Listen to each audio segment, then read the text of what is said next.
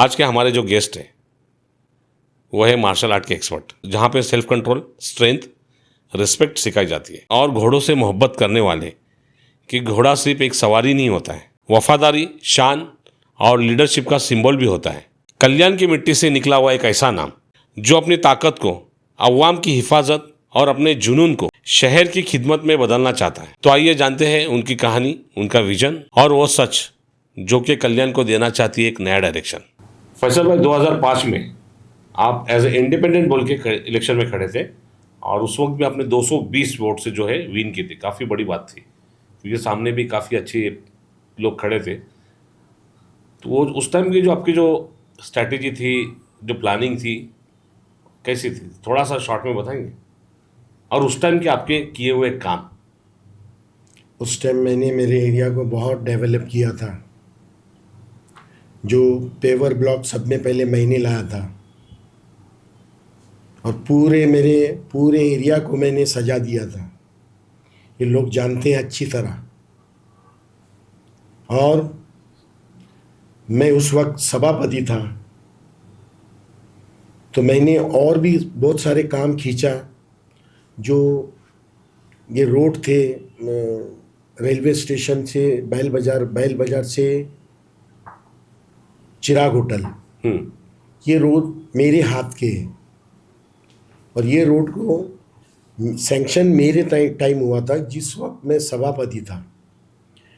और मेरे 2010 में वो फाइल दबाई गई और वो जो फंड था दूसरे तरफ घुमाया गया। आज 2025 में वापस उसका फंड वापस आया और वो काम वापस चालू हुआ, इसलिए मैंने उसमें बढ़ चढ़ के हिस्सा लिया। और कुछ लोग थे, सब ये खड़े थे अपनी रोटी सेकने के लिए।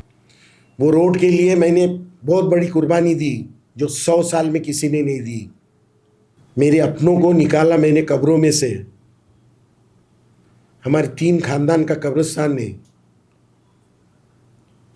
सबके राजी खुशी से मैंने ये काम किया, उन्होंने भी मेरा साथ दिया। ये बाहर से आके ये बोलते हैं कि रोड बनाने में हमारा काम था, खाने में हमारा काम था, बोलो।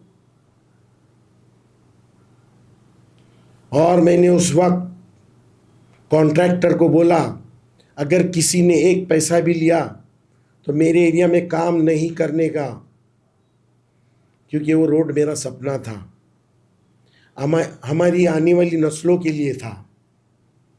आज वो रोड बनने से एरिया का डेवलपमेंट बढ़ गया। ये लोगों को मालूम नहीं है कि पहले 1.3 के ऊपर चलते थे, अब 3.5 हुआ है। ये फ़ायदा हुआ क्या नुकसान हुआ? किसी का नुकसान नहीं हुआ। जो चालियों में रहते थे आज पक्के मकानों में रहते हैं। ये क्या मेरे को सिखाएंगे? 2005 के बाद लगभग 15 साल के बाद आप फिर से एक बार लोगों के बीच में जा रहे हो, अपील कर रहे हो, कॉर्नर मीटिंग कर रहे हो, सुबह से शाम तक आप शेड्यूल काफ़ी आपका बिजी चल रहा है। क्या लगता है 15 साल के बाद में लोगों का रिस्पांस क्या है, पॉजिटिव, निगेटिव? माशाल्लाह बहुत अच्छा रिस्पांस है, पूरा पॉजिटिव रिस्पांस है और लोग बहुत प्यार से देखते हैं। मुझे बहुत खुशी है, अल्लाह ताला ने उनके दिल के अंदर मेरे लिए प्यार रखा है और उस प्यार से मैं इंशाल्लाह जीत कर आऊँगा। ये अल्लाह से भी उम्मीद है और अल्लाह ताला उनके भी दिलों में मेरा प्यार डाले। और मैं हर टाइम उनके लिए हाजिर रहता हूँ। और पहले भी ऐसा नहीं कि मैं चुप बैठा था, मैं काम करता रहा, मगर लोगों की तरह मैं दिखाता नहीं रहा। जो ये रोड का काम किया मैं नहीं करता तो नहीं होता। अच्छा। मगर मैंने किया और इंशाल्लाह आगे भी करता रहूँगा।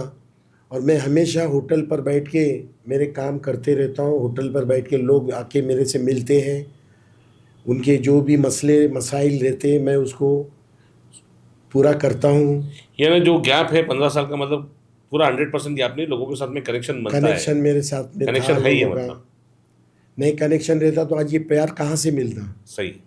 आपको लगता नहीं क्या नए चेहरों को, नई सोच वालों को मौका देना ज़रूरी है।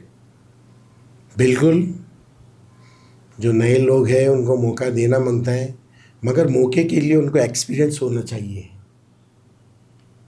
वो जब एक्सपीरियंस लेंगे उसके बाद उनको मौका दिया जाएगा। हम खुद ही बाजू में हट जाएंगे।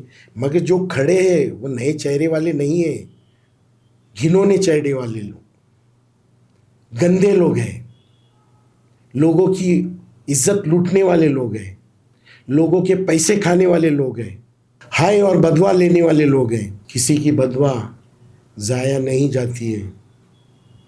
नगर सेवक का काम है उसकी सेवा करना, उसको लूटना नहीं। तो ये चेहरों का काम नहीं है। वहाँ हमारे माशरे में अच्छे लोग भी हैं, बच्चे अच्छे हैं जो अच्छा काम करते हैं, मगर उनको इस बात का एक्सपीरियंस लेना मांगता है। जैसे कि अभी हमारे साथ काम करते हैं, आगे इंशाल्लाह उनको एक्सपीरियंस आएगा, हम खुद बाजू हो जाएंगे और उनको सामने लाएंगे। सही है। यानी आप इस चीज़ को मानते हो कि नए चेहरे आना ज़रूरी है, आना बट एक्सपीरियंस के साथ आना मांगता है। ओके। फैसल भाई, यूथ और एजुकेशन को लेकर क्या प्लानिंग है आपकी? मेरी प्लानिंग ऐसी है कि सब में पहले फिटनेस, फिज़िकली वो इंसान, वो जो बच्चे हैं फिटनेस में आए, क्योंकि आज की नई जनरेशन फिटनेस के अंदर नहीं है, ज़ीरो है। और उसके लिए हमने ये सोचा है कि बहुत सारे जो प्लेग्राउंड है, ओपन जिम है, जैसे कि उसके अंदर MMA हो, कराटे हो, किक बॉक्सिंग हो, इसके अंदर बच्चों को मैं और आगे लाना चाहता हूँ। और फिर है एजुकेशन में हमारे बहुत सारे प्लॉट ऐसे पड़े हैं कि उसके ऊपर किसी की नज़र ही नहीं गई। कई सालों से कई नगर सेवक आए, कई नगर सेवक चले गए। अगर मुझे दूसरा मौका मिलता तो मैं उस चीज़ को वापस खींचना चाहता था, मगर खैर मेरे को मौका नहीं मिला। मगर आज मेरे को मौका है और इंशाल्लाह मैं जीत के आऊँगा तो सब में पहले उन चीज़ों को हासिल करने की कोशिश करूँगा जो कि हमारे माशरे के लिए अच्छी चीज़ें होगी। कुछ लोगों के जैसे अभी दवाखाने हैं, अभी हॉस्पिटल के हमारे रिजर्वेशन है, कई हॉस्पिटल बन के रेडी है, उसके ऊपर किसी की नज़र आज दिन नहीं गई, क्योंकि किसी ने वहाँ नज़र डाला ही नहीं और किसी को पता ही नहीं चला था। जब हमको पता चला तो बहुत देर हो चुकी थी, इसलिए वो बात रह गई। पर इंशाल्लाह उसको भी हम आगे लेके आएंगे। और जैसे कि अभी गैस लाइन है, सब जगह आई, हमारे एरिया में गैस लाइन नहीं आई, हम उसको भी लाने की कोशिश करेंगे इंशाल्लाह। और जैसे कि प्ले ग्राउंड है बच्चों के खेलने के लिए, जैसे फुटबॉल के लिए, वॉलीबॉल के लिए गार्डन्स हैं, तो इसके ऊपर हमारा डेवलपमेंट के ऊपर बहुत ज़्यादा ध्यान रहेगा। गटर शटर तो बनते रहते, नगर सेवक सिर्फ खाली गटर शटर बनाने के लिए नहीं होता है, मेन उनका मुद्दा रहता है डेवलपमेंट के ऊपर। रोड्स है जो कि हमारी रास्तों के हालात इतने ख़राब हैं जो चल नहीं सकते। अभी इंशाल्लाह देखो जो वलीपीर रोड क्या था अब क्या बन गया, ये लोगों के लिए अच्छी चीज़ें सही है। और इसके ऊपर हम इंशाल्लाह ज़्यादा से ज़्यादा ध्यान देंगे। देखिए, इसमें सर आपके जितने भी पॉइंट्स थे तो काफ़ी वैलिड थे और काफ़ी अच्छा आपने डिस्क्राइब किया, बट इसमें से मैं बोलूँगा मेरे हिसाब से आपने जो स्पेशली फोकस किया अपने फिटनेस और स्पोर्ट्स पे, ये हकीकत में आपने ये दो चीज़ ऐसी उठाई है कि हमारे आज की जनरेशन को बहुत ज़रूरी है बहुत ज़रूरी स्पोर्ट्स पे फोकस करना, अपने हेल्थ के ऊपर फोकस करना। ओ, काफ़ी अच्छा लगा आपको सुन के। Thank you. लोगों को ऐसा लगता है कि आप बहुत जल्दी पार्टी स्विच करते हो। नहीं, मैं पहले कोई पार्टी में तो नहीं था। हम्म। पहले मैं सेना में था। हम्म। मैं आज नहीं गया था सेना में। जब शिंदे साहब मुख्यमंत्री थे तो उस वक्त मैं माइनॉरिटी का महाराष्ट्र उपाध्यक्ष था। हम्म। उसके बाद से मैं कहीं नहीं गया क्योंकि सेना में नया नहीं था। अच्छा। हाँ। और उसके बाद जो मेरे को पार्टी नहीं देखनी थी, मेरे को ये देखना था कि डेवलपमेंट कैसा होगा, किधर होगा, क्या होगा। लोगों की हित के लिए मैं गया और ये लोगों की चॉइस थी। अच्छा। हाँ, इसके लिए मैं गया। आपके अपोजिशन में जो कैंडिडेट्स है वो भी काफ़ी स्ट्रांग है। ऐसा लग रहा है इस टाइम पे टक्कर बराबरी की है। अरे क्या अब्दुल्ला, मैं एक मार्शल आर्टिस्ट हूँ। मैं ऐसी कई टक्कर खेल चुका हूँ। ये टक्कर मेरे लिए कोई मानी नहीं रखती है। इंशाल्लाह मैं बताऊंगा, माँ का दूध याद लाऊंगा मैं। अरे मार्शल आर्टिस्ट के सामने आते रहते हैं। मेरा तो काम ही है लड़ना। आज वो लड़ाई थी, आज ये लड़ाई। और इसके अंदर भी इंशाल्लाह मैं जीतूंगा। आज दिन मैं कभी हारा नहीं हूँ और आज भी इंशाल्लाह मार्शल आर्ट में कभी नहीं हारा मैं। और आज भी ये लड़ाई में नहीं हारूंगा इंशाल्लाह। और कितना भी कोई कुछ भी दम लगाए, पैसे से इंसान किसी के दिल को खरीद नहीं सकता। और मैं पैसे से दिल खरीदना नहीं चाहता, मोहब्बत से मैं दिल खरीदूंगा उनके। फैसल भाई, आपके अगेंस्ट में काफ़ी स्पेशल प्रमोशन भी चल रहे हैं, एडवर्टाइजिंग भी हो रही है और प्रमाण पत्र वगैरह भी कुछ शायद डिस्ट्रीब्यूट हो रहे हैं। कौन सी बात लाए अब्दुल्ला तुमने? उनका काम है क्या? अरे इस्लाम संभालो ना। राजनीति में कहां से टपके तुम?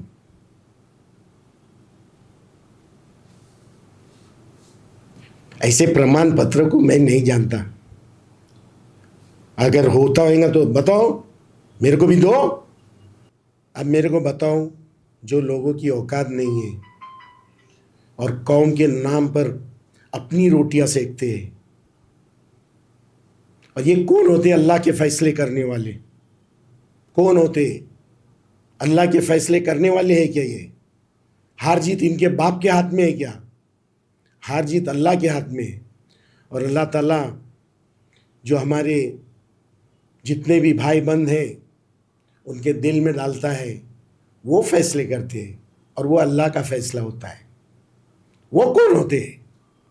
हमारे देश के लोग पूछेंगे, जो अपनी रोटी के ऊपर दाल घसीटते हैं, कौम के नाम से चाटते घूमते हैं, ये क्या कर सकते हैं? मेरा कुछ भी बाका नहीं कर सकते। और इंशाल्लाह इनको जवाब दूंगा मैं। अल्लाह के फैसले ये करने वाले हैं। ये क्या आलिम है? और आलिमों का काम है कुरान और हदीसों में देखना है। ये सियासत में देखना है इनका काम नहीं है। फैसल भाई, अपने इस पॉडकास्ट के थ्रू लोगों तक के क्या मैसेज पहुंचाना चाहोगे आप? लोगों को ये बोलना चाहता हूँ कि आपका प्यार देखकर मुझे बहुत खुशी हुई और मैं और ऊपर उठना चाहता हूँ आपके ज़रिए। और आपकी मदद के ज़रिए ही मैं ऊपर जाऊँगा इंशाल्लाह। और आपके मैं वहाँ जाके हाथ बनूँगा, आँखें बनूँगा, कान बनूँगा, दिमाग बनूँगा और आपकी सेवा में हमेशा हाजिर रहूँगा मैं। और आपका कीमती वोट मुझे देके मुझे ताकत बख्शे। Machine number 4, number 2 Faisal Nizamuddin Jalal तुतारी की निशानी रहेगी और उसके ऊपर ही अपना बटन दबा के मुझे कामयाब बनाइए। तो ये थे हमारे साथ पैनल नंबर 8 ड के उम्मीदवार मिस्टर फैसल जलाल, जो कि एज ए कैंडिडेट बोल के खड़े हैं KDMC इलेक्शन 2026 के लिए। तो मैं ये बोलूँगा कि मेरे तरफ से और मेरे ऑडियंस की तरफ से और हमारे इस चैनल की तरफ से फैसल भाई को बहुत बहुत मुबारकबाद, और दुआ यही करूँगा कि अल्लाह उनको कामयाबी से नवाजे। All the best. Thank you.